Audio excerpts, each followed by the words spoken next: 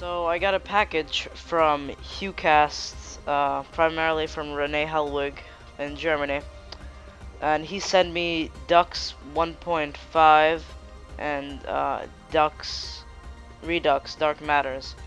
So here you can see the game cases. This is a Dux 1.5, Dux version 1.5. Here's the back, and here's Redux Dark Matters. This is the limited edition right here. And the second disc includes Dux 1.5.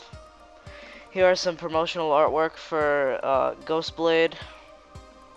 That's one version of Ghostblade to the left, and there's another one to the right.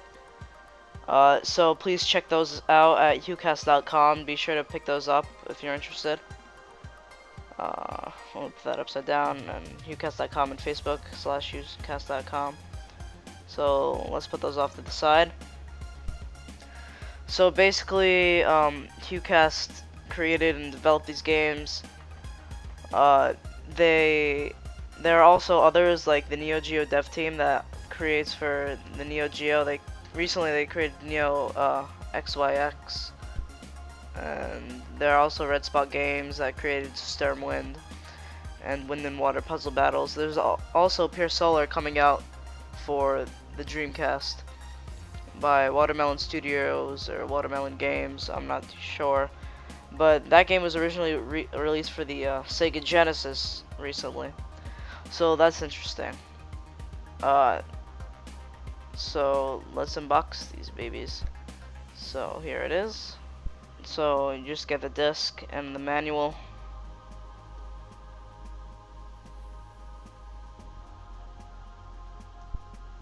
Now here is Redux Dark Matters, and you see here there's the manual and the discs. So yeah, the Redux Dark Matters on top, Dux 1.5 on the bottom, and then just the manual with instructions and controls and credits. So enough of that, let's review the games. Redux Dark Matters and Dux 1.5 are hardcore shmups that test your abilities to the fullest. First, I would like to just say the similarity of these two games together, because they are extremely similar to one another, because basically they kinda are the same games. To start, each has extremely creative and beautiful level designs. To the reflections in the water and the stylized bullets, the colors easily grab you and immerse you into the game. The art style has some sort of 3D graphics that are uncommon to see, especially on the Dreamcast. Think of it as pseudo 3D. It's kind of weird, but it looks amazing. However, if you don't have a good eye, the screen can get crowded enough to the point where you won't even know where you are, because there's so many bullets and enemies, and including you on the screen. But this is more prevalent in Dux 1.5 than in Redux, but it doesn't really take away from the game. It's a minor issue, nothing too big. Also, these games include a shield that is usually in front of the ship, protecting you from minor bullets. You basically absorb these minor bullets, or as the game calls it, you soak them. So this protects you from a limited amount of time from minor bullets, and is very useful to the core gameplay. There are 3 upgrades: missile upgrades, shield/laser weapon upgrades, and shield protection upgrade. There are also extra lives that you can pick up along the way. And controls include a power shot by holding the default set button A, that lets out a huge and powerful beam that has a large area of effect and destroys many enemies. Pressing B by default changes directions of which way the missiles are being shot, from horizontally, right in front of you, and from up and down, vertically, from each side. There are also similar stages in each game, plus there's also a 7th extra stage in Redux. Each stage has a different way to get through it, and I thought each were unique in its own way. I can't really say the same about the bosses that appear at the end of every stage. I mean, each boss is kind of defeated the same way, and they throw similar attacks at you. They don't feel so much individualized, but don't get me wrong here. Each boss battle is never disappointing, and you feel exhilarated each time you face one. I felt different towards versing the boss at stage 4 versus the one at stage 6 maybe, because I mean they're similar, but you still feel like it's still fun. So moving on. Enough of the similarities. I just want to say how Dux 1.5 and Redux are individual. Redux Dark Matters is probably the only game of the Dux series that you could actually call a sequel, even though it's technically a reconception. The game has enough differences from the rest of the games in the series to set it apart, like the more sprite-looking graphics. To begin, Redux also allows you to change between two ships, which is also pretty cool because it doubles as a difficulty switch. The normal ship comes with a shield and the same types of attacks found in Dux 1.5. However, switching to the veteran ship totally removes the shield, which also makes the ship not able to soak bullets. And the only attacks that are similar are the missiles. The laser attacks are much different. The soaking in the game has an added ability that replaces the shield launch found in the rest of the games.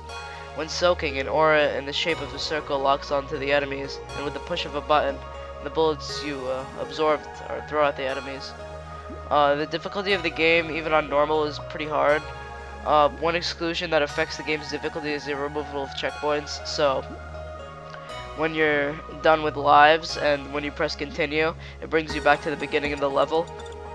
That's not too bad, but much harder than what would Dux 1.5 would be, or any Dux other than this game, because they all have checkpoints.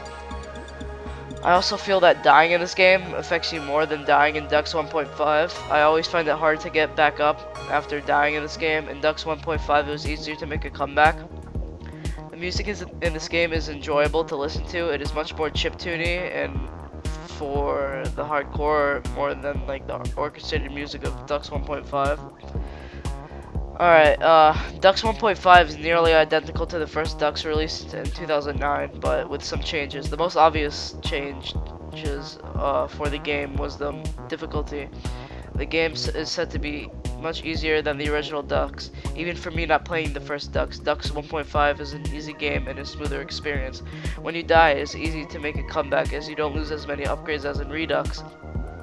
The graphics of this game are also very smooth. The music is different from the original Dux. It is better suited towards my preference considering it sounds more natural than Redux. Also, some of the art has been changed, but you won't notice it much because of the overall level layout was identical. Fast respawn has also been added, which the original Dux had not included. Now you can just spawn like normal, just right there, without having to go through delay to spawn, like extra small menu. Like every other Dux game except for Redux, checkpoints are there for you when you deplete your lives and have to use a continue. These checkpoints are also quite abundant, so you'll never feel mad when you use a continue and you get to keep a lot of upgrades to get back on your feet. You can also soak bullets in this game, but you can't shoot them back. Instead, you can launch your shield to destroy some enemies, block some upcoming bullets. In doing this, the shield could also be mounted behind the ship for different kind of coverage. So that is all I got to say about these two games. You're probably expecting a rating, but no. Just take what I said however you want. These games are amazing and well worth the full retail price. These games are not something you would want to miss on the Dreamcast because they're unique for what they are. I also wanted to talk about the other two not reviewed, considering I've never played them. But I feel like I can talk about them enough because, I mean, almost all Dux games are really similar, save for Redux. Even Redux is pretty similar. But Dux 1.0 is the first game in the Dux series. It is often regarded to be the hardest out of the bunch and the buggiest. You can find it for the cheapest price out of the rest of the game, so that might be a deciding factor whether to go to this game or the rest, which is shouldn't be a bad game. Dux 1.1 is the same thing as Dux 1.5, except the music has been changed to the Dux 1.0 music because 1.5 music has been upgraded since 1.0. I mean, changed really, not really upgraded. That'd be the wrong term to use there. If you would want to get into the Dux series, then it would probably be best to pick up the Redux limited edition that comes with Dux 1.1. Both releases, Redux and any of the Dux 1.x games, should be played and either one shouldn't be left out because both provide an amazing experience. Play Dux 1.x, 1.1, 1.0, and 1.5. I just said X, self-explanatory. So play 1.x for the original layout and features, and then afterwards play Redux for the different concepts and the harder difficulties. Anyway, that's all I have to say. Thank you, HughCast, for your continued support for the Dreamcast. Now enough Dux, move on to something else that is preferably not a shmup. Alright, thank you.